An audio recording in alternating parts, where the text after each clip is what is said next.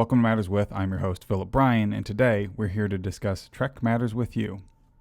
2 episodes, Strange New Worlds Episode 7, Serene Squall, and Strange New Worlds Episode 8, The Elysium Kingdom. In the Serene Squall, the Enterprise is on a humanitarian mission just beyond the Federation borders, which they remind us of multiple times, is that they are beyond the Federation borders. This is the Enterprise. They go beyond the Federation borders. They go beyond Federation known territory.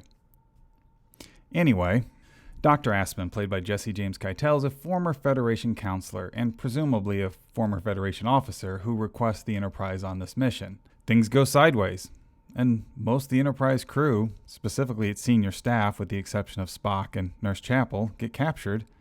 And that storyline is meant to be fun, with Captain Pike leading some sort of culinary mutiny. Back on the Enterprise, Spock and Nurse Chapel and Dr. Aspen have these fun moments. They all get good character moments that has this kind of Die Hard-esque thing going on in the Enterprise. And then we get to the real story, which is that Dr. Aspen has been using Spock.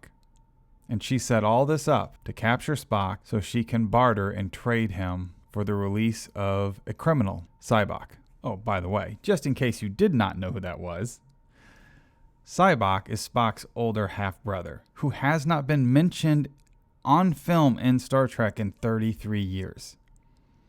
He is very different than Spock. In the film The Final Frontier, which somehow I hope including him in Strange New Worlds will actually make The Final Frontier a better film, Sybok greets Spock saying, "Now you have a second chance to join me." Well, presumably in a later episode of this series, we'll see that first chance. The cooking mutiny, it falls flat for me.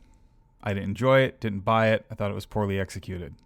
The action should have stayed on the Enterprise because all of the stuff with Dr. Aspen and Spock and Nurse Chapel was good and entertaining and fast-paced and interesting and was moving the overall story along. Everything on the cooking mutiny did not. The performances are good. The cameo from Stan feels perfect in timing. I give the episode a B-. Episode 8, The Elysium Kingdom.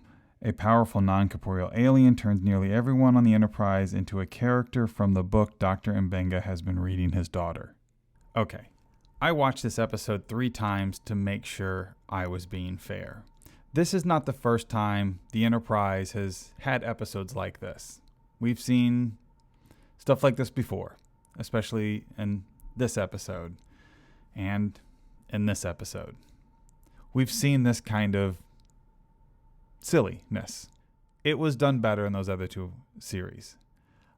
Now, to be fair, because I'm really trying to be fair here, this is not my style of Trek. However, my personal preference shouldn't be what it's graded on. It should be graded on what they're trying to do versus what they achieve. So I was torn on what to give this episode, and actually I think it's part of the reason my review was delayed. I'm going to give this episode a B-, because I think they get a passing grade on everything they did. Dr. Mbenga and Hemmer have good, fun stories in this. The ending's a little off, but the rest of the story plays out very logically and fits within the parameters of those silly fantasy episodes that Star Trek does from time to time, which again is not my personal taste, but I think they executed everything properly. They told the story well. Babs Alusa Moken is very good as the lead of this episode. Hemmer is the secondary lead, also does a good job. That's Bruce Horak. The performances are elevating these last 2 episodes. It's felt a little weak and convenient storyline-wise. The writing has felt a little off. Plot conveniences annoy me. But the performances have been very good. And this episode gets a huge Latinum star. The book that Dr. Mbenga is reading his daughter is written by Benny Russell. Well, that made it worth watching right there. I did not notice that on the first run through. I saw it on Twitter. This gentleman pointed it out on Twitter. So thank you, Chris, for pointing that out for the world to see.